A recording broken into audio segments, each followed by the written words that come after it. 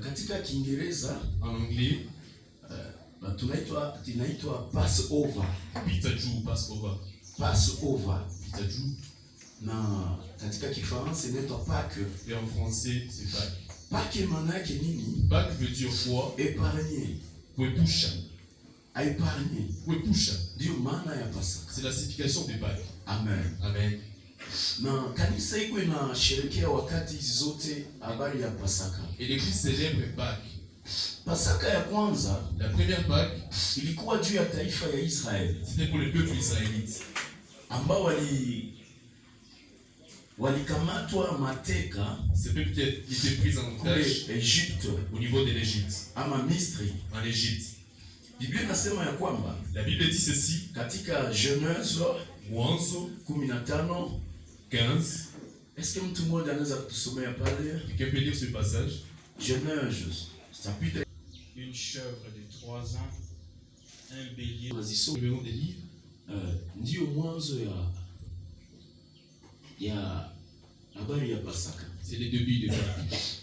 Abraham, Mungu akamuita, Dieu a appelé Abraham katika mji wa Kaldayo, dans la ville des Chaldéens.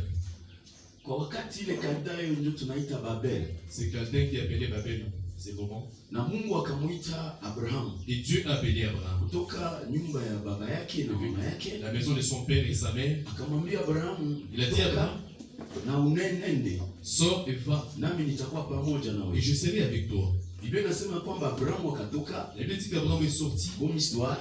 Il est sorti. Pasipo kujua anatoka wapi, sans connaître d'où il vient, na anaenda wapi, et où il va. Abraham akaacha confort yake yote. Il a laissé le confort. Alafu Abraham akatoka. Abraham est sorti. Abraham alisikia sauti ya Mungu. Il a entendu la voix de Dieu, c'est bon. Na akakubali hiyo sauti ya Mungu. Il a accepté la voix de Dieu. Akakubali kutembea na Mungu. Il a accepté de marcher avec Dieu.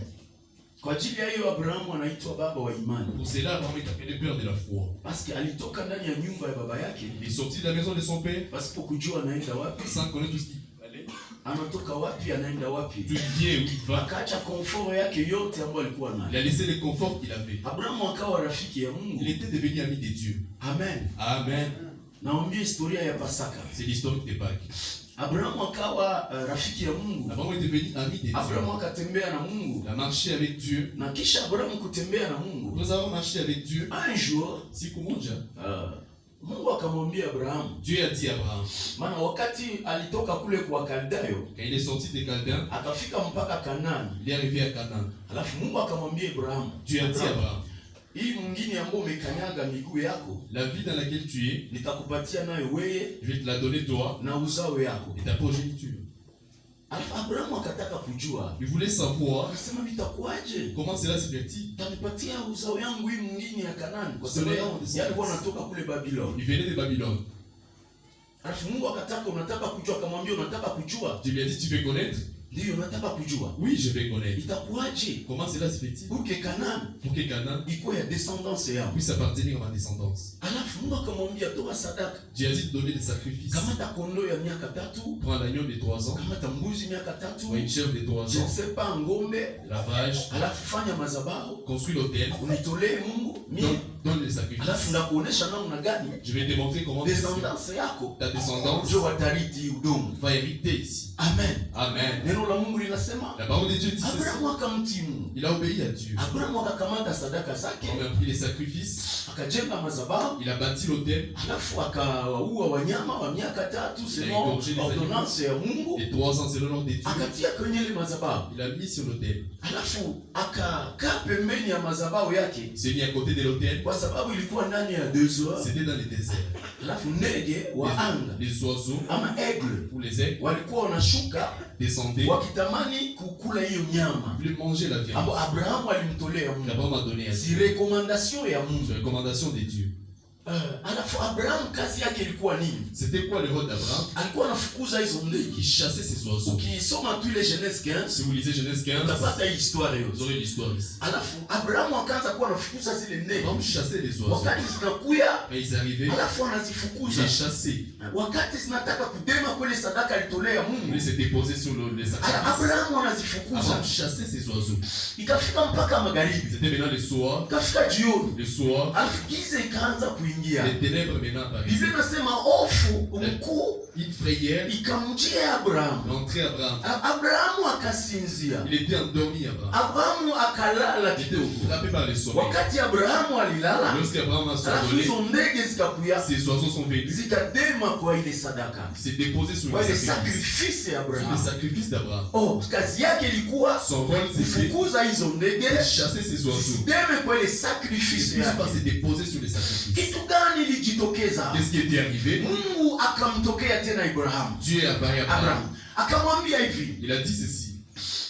yote nimekuahidia Tout ce que je t'ai promis, nitaitimiza, je vais réaliser. na kupatia ile uzao, Je te donnerai la descendance. na ile uzao Cette yako descendance itatawala hapa, va hériter ici. hii mwingine itakuwa yao. Ça sera leur vie. Lakini Mais kwa sababu ulilala, parce que tu étais endormi, kwa sababu parce ulisinzia, que tu étais frappé par le sommeil, alafu hii uzao yako ta descendance watakuwa watumwa sera esclave katika nchi ya kigeni. dans un pays étranger. Hapa ndio mwanzo ya C'est Pasaka. le début de Pâques. Hii ndio histoire C'est ça l'histoire yenye litumaka qui a fait que bajuife banaenda kuwa besklave les Juifs sont devenus esclaves Egypte. en Égypte. Akasema ndakupatia ile Mais descendance, je vais te donner la descendance. lakini ujue ya kwamba Mais sache que ile descendance cette descendance batakuwa watumwa sera esclave pendant 4 siècles pendant 400 ans katika nchi ya kigeni. dans un pays étranger. Watatawaliwa, Ils seront dominés, watateswa, ils seront opprimés, watasumbuka. ils vont souffrir. Lakini Mais mie Mungu moi, Dieu, kwa wakati wangu tena en mon temps, ndashimama je vais mettre debout na kwenda kuokoa et je vais sauver ile taifa yako, ton peuple, ile descendance la yako descendance kule Misri. de l'Égypte. Ndio mwanzo ya Pasaka. C'est le début de Pâques. Bwana Yesu Et asifiwe. Jésus soit loué. Sasa Abraham Donc Abraham, tani baba wa Israeli, le père d'Israël, Mungu alimpatia siku moja ahadi, Dieu lui a donné un jour la promesse. lakini Abrahamu akalala. Mais Abraham était frappé par le sommeil. Nilizungumza hapa Je parlais ici juu ya réveil spirituel, des réveils spirituels. wala sommeil spirituel, Usingizi wa kiroho. na sina kabisa wakati, Je n'ai pas vraiment le temps. maana nisema ndarevise Je tu vais seulement réviser. na kisha ningi